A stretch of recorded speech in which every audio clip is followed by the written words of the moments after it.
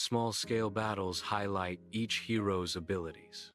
Kyle, Lyra, and Riven face Orion and Selene in critical confrontations. Subscribe to Turmoil Studio to continue the Eclipse Saga. Dawn never truly reached Terenfall.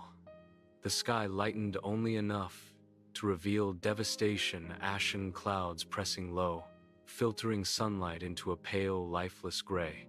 Smoke drifted through broken streets, clinging to ruined towers and collapsed battlements like a shroud unwilling to lift. Fires still burned where they had no right to, fed by splintered timber and spilled oil. The city breathed, but unevenly, like a wounded beast refusing to die. Silence settled, not the peace of survival, but the pause of calculation. Kale stood in the central plaza, boots planted among fractured stone and blackened scorch marks. Around him, soldiers moved quietly, repairing barricades, reinforcing walls already rebuilt twice over. Every motion was careful. Every glance carried the memory of loss. Kale knelt, brushing his gauntlet across a sequence of scorched symbols etched into the stone marks that had not been there the night before. They were deliberate. "These weren't left by chance," he said, rising slowly. His voice carried without force, steady but weighted. "They mapped us." Commander Edrian listened nearby, jaw tight, but Kale's eyes remained fixed on the ground. The symbols weren't spells. They weren't warnings. They were measurements, spacing, angles, distances between defensive positions. "The shadows didn't attack last night," Kale continued. "They observed." High above the eastern districts, unseen by those below, Selene watched. She stood upon a narrow spire of stone that once held banners of the city, now snapped and burned away. Moonlight clung unnaturally to her pale armor, despite the coming day, silver filigree catching what little light filtered through the clouds. Her expression was calm, unreadable. She did not blink as her gaze traced the movement of guards, the flow of civilians, the tightening grip of fear spreading through the streets. No blade rested in her hand. None was needed. Fear was her instrument. Across the rooftops, Lyra moved with silent precision. She leapt between broken tiles and fractured beams, bow held low, eyes scanning not for enemies, but for absence. Supply carts lay overturned, their contents burned. Water channels cracked open, spilling uselessly into the gutters. Yet evacuation routes remained untouched. Children passed through alleys unharmed. Families gathered in courtyards that should have been targeted but weren't. "They're choosing what not to destroy," Lyra whispered, more to herself than anyone else. "They want us alive." A chill ran through her fingers. In the shadows below, Riven slipped between alleys, like a phantom. He counted seconds. Not heartbeats. Seconds. The interval between incidents, the precise timing of collapses, the delay between alarm and response. His eyes narrowed as he paused beside a fallen watchtower, running his fingers along a cut-through stone so clean it felt intentional rather than violent. "This isn't pressure," he murmured. "It's instruction." Far beyond the western wall, standing upon an ancient outcropping of stone scarred by older wars, Orion observed, the first guardian stood like a statue carved from shadow and steel. His armor bore marks of battles long forgotten by history, yet he showed no interest in the city's destruction. His gaze followed Kale's movements, not with hostility, but with evaluation. He watched Lyra adapt. Riven, calculate. Thorn reposition squads. Strength did not concern him. Resolve did. Within the streets, Thorn directed civilians through narrowing corridors, twin blades resting against his shoulders as he barked orders with disciplined urgency. "Move now. Keep left. No stopping." His eyes tracked collapsing structures that fell not onto crowds, but just close enough to redirect them. "They're hurting us," he growled, turning protection into confinement. Near the inner sanctum, Seraphine stood motionless, Her golden aura glowed faintly, less radiant than before, as though restrained by unseen pressure. The child's pulse within her chest slowed, uneasy. She closed her eyes and felt it. Not a presence, an absence. Vaelric was no longer shaping the battlefield directly. He was allowing it to reveal itself. The first strike came without warning. Wardens emerged inside abandoned districts, their armored forms tearing through storehouses and infrastructure rather than defensive lines.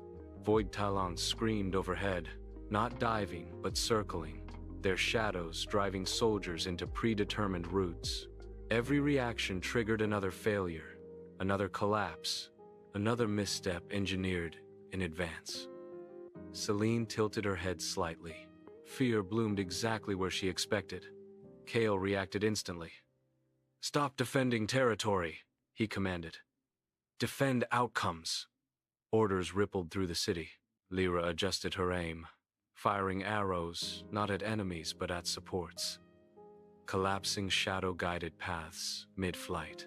Riven dismantled command pairs silently, severing coordination before it could adapt. Thorn broke formation deliberately, creating chaos where order had been anticipated. Seraphine expanded her aura unevenly, shielding zones no strategist would predict. The child's pulse surged, and medieval civilians flowed through spaces the shadows had left unmeasured. For the first time, the pattern cracked. High above, Orion eyes narrowed not in anger, but recognition. Selene stepped back into shadow, interest satisfied. And far beyond mortal sight, atop a shattered spire half consumed by smoke, Sir Vaelric stood. He did not move. He did not intervene. The lesson had been delivered. Shadows withdrew, not defeated, but recalculating. Wardens faded into alleys. Void talons vanished into cloud cover. Terenfall stood not because it was stronger, but because it refused to behave as expected. Kyle lowered his blade slowly.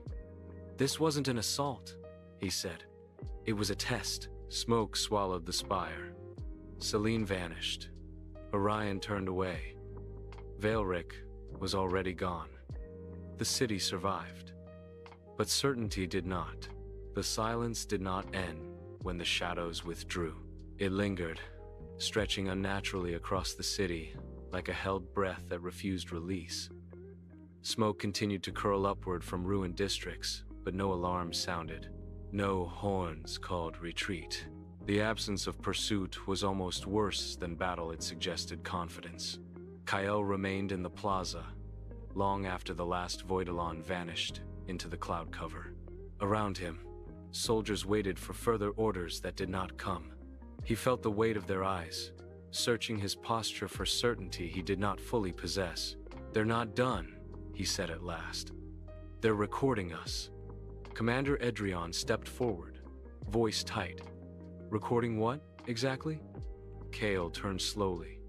"Our instincts." Across the city, Lyra crouched along a shattered parapet, watching civilians disperse into makeshift shelters. The flow was uneven, hesitant. Medieval civilians looked over their shoulders, even as they moved to safety.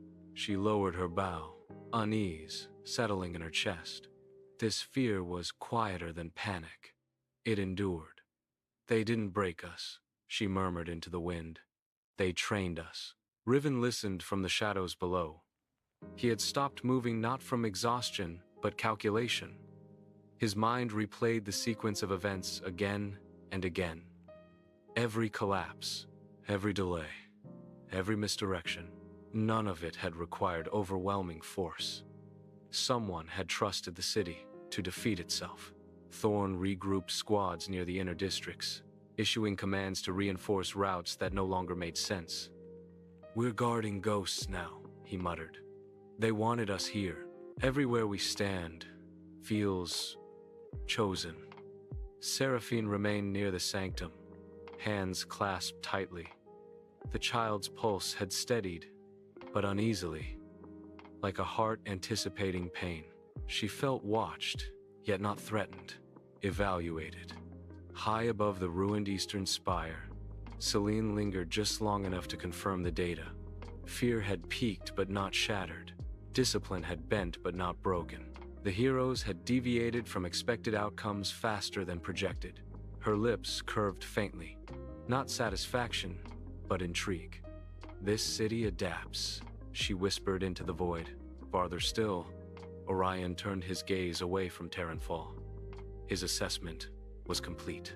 The defenders were not exceptional because they were strong, but because they were unpredictable. That made them dangerous. He did not report this yet. The city was not ready to know its value. As dusk approached, subtle changes rippled through Terenfall. Patrol routes shifted without command. Civilians clustered instinctively, rather than following directives. Rumors spread faster than messengers of missing food, of shadows that watched without striking, of nights that felt heavier than before. Kale convened his team beneath a half-collapsed archway, lantern light flickering across scarred faces. "They've changed the rules," he said, "and they want us to follow." Lyra crossed her arms. "Then we don't." Riven shook his head slowly. "It's not that simple. They're not forcing us. They're letting us choose wrong." Thorn exhaled sharply. "So what's the counter?" Kael looked at Seraphine. "We stop being predictable," she said quietly. "Even to ourselves." Night fell again. Not with violence, but with pressure. Small incidents erupted across the city. A supply crate collapsed where no one stood. A tower groaned but did not fall. Shadows appeared briefly at the edges of vision, never close enough to strike, never far enough to ignore. Sleep became fragmented, trust thinned.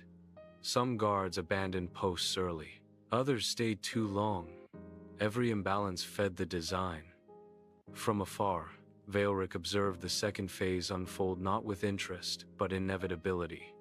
This was always the true test. Not adaptation under fire, but endurance under doubt. "Let them question," he murmured to the wind. "Only then will they evolve." At dawn, Kael ordered something unprecedented. All units rotate assignments randomly. Confusion rippled outward. Commanders protested. Edrion objected openly. "You'll collapse efficiency." "Yes," Kael replied. "And so will they." Lyra smiled faintly. Riven vanished before the order finished spreading. Thorn laughed once, sharp and humorless. Finally, Seraphine closed her eyes as the child's pulse surged stronger now, responding to uncertainty not with fear, but resolve. High above, Selene frowned. The patterns were dissolving. Alaric paused mid-stride.